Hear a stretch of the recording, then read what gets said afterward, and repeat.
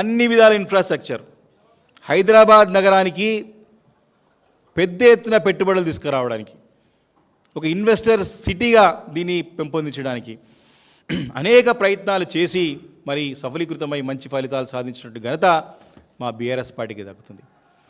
మరి పెద్ద ఎత్తున మరి ఉద్యోగ ఉపాధి అవకాశాలని పెంపొందించాలని, ఉద్యోగావకాశాలు పెంచాలని చెప్పి, ఈ యొక్క హైదరాబాద్ నగరానికి పెద్ద ఎత్తున పరిశ్రమలు స్థాపించాలని చెప్పి, పెట్టుబడులని తేవడానికి మరి ఆ రోజు చేసిన ప్రయత్నాలు అంతా ఇంత కాదు. ఏ చిన్న ఇన్వెస్ట్మెంట్ని కూడా మరి దేశంలో ఎక్కడ పెట్టాలంటే డెస్టినేషన్ హైదరాబాద్, దాని ఖచ్చితంగా హైదరాబాద్ అయితేనే సరైనటువంటి నగరము, తెలంగాణ సరైన రాష్ట్రం అని నిరూపించుకున్నటువంటి సందర్భం మా 10 సంవత్సరాల పరిపాలనలో.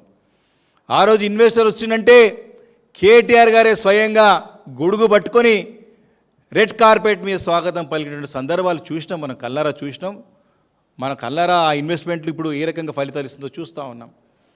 ఆ రోజు తెచ్చినటువంటి ఇన్వెస్ట్మెంట్ల ద్వారా సుమారు 8 నుంచి 9 లక్షల ఉద్యోగాలు సృష్టించగలిగినాం. ఐటీ, అదేవిధంగా ఇతర ఇండస్ట్రీస్లో, ఇతర మ్యానుఫ్యాక్చరింగ్ యూనిట్స్ కానివ్వండి, మెకానికల్ ఇండస్ట్రీ కానివ్వండి, ఫార్మా కంపెనీలు కానివ్వండి, ఐటీ పరిశ్రమ, అనేక రకమైనటువంటి యొక్క ఇన్వెస్ట్మెంట్ల ద్వారా, ఈ యొక్క పరిశ్రమల ద్వారా లక్షలలో 9 లక్షల యాజ్ పర్ నాస్డామ్ కానివ్వండి, పరిశ్రమల శాఖ ఇచ్చినటువంటి గణాంకాల ప్రకారమే అధికారికంగానే 7 లక్షల పైచీలకు మరి ఉద్యోగ అవకాశాలు పెంచడమంటే, తీసుకురాగలిగినామంటే అది ఖచ్చితంగా మా పార్టీ కార్యనిర్వాహక అధ్యక్షులు, అప్పటి పురపాలక శాఖ, ఐటీ మరియు పరిశ్రమల శాఖగా పనిచేసినటువంటి కేటీఆర్ గారికే దక్కుతుందని చెప్పి సందర్భంగా మనవి చేస్తాను.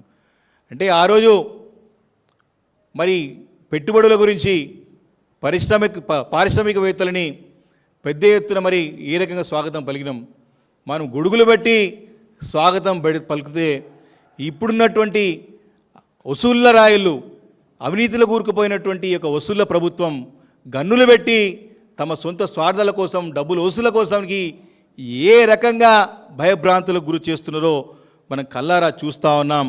నిన్న మొన్న జరిగిన ఉదాంతాలే, వారి మంత్రివర్గంలోనే ఏ రకంగా వసూలు చేస్తున్నారని చెప్పేసి మొన్న జరిగినటువంటి మరి మంత్రి గారు ఎవరైతే కొండా సురేఖ గారి యొక్క ఉదాంతంతోనే మరి అంతా కూడా బయటపడ్డదని చెప్పి స్పష్టంగా అర్థమవుతా ఉన్నది. మరి ఆ రోజు హైదరాబాద్ నగరాన్ని వరల్డ్ క్లాస్ సిటీగా తీర్చిదిద్దడానికి ఎన్నో పెట్టుబడులు తీసుకురావడం జరిగింది, ఎన్నో ఇండస్ట్రీస్ స్థాపించడం జరిగింది, పెద్ద పెద్ద దిగ్గజ కంపెనీలు కూడా రావడం జరిగింది. మరి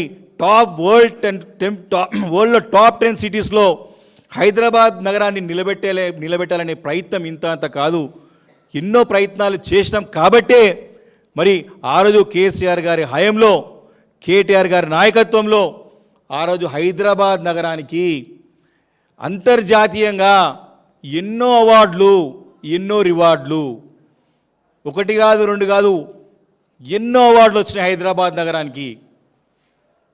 the most peaceful city award వచ్చింది, ద మోస్ట్ లివబుల్ సిటీగా అవార్డు వచ్చింది మనకి. హైదరాబాద్ నగరానికి చాలా the most lovable and liveable సిటీగా పేరు వచ్చింది ఆ రోజు. అంతర్జాతీయంగా ఉన్నటువంటి పెద్ద పెద్ద కంపెనీలు ఎవరైతే ఉన్నారో ఆ రేటింగ్లో వాలేసినటువంటి ఒక గుర్తింపులో భాగంగానే మనకి హైదరాబాద్ నగరానికి ఆ రోజుగా గుర్తింపు వచ్చిన సంగతి గుర్తు చేస్తూ ఉన్నాను.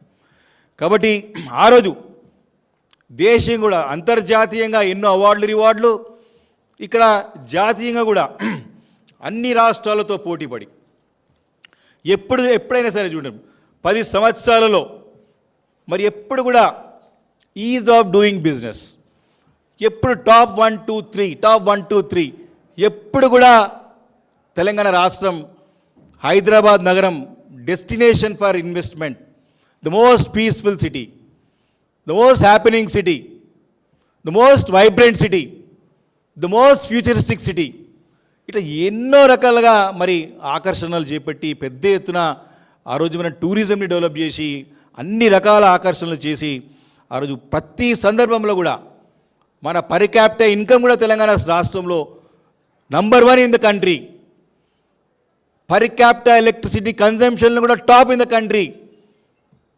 ఎప్పుడు కూడా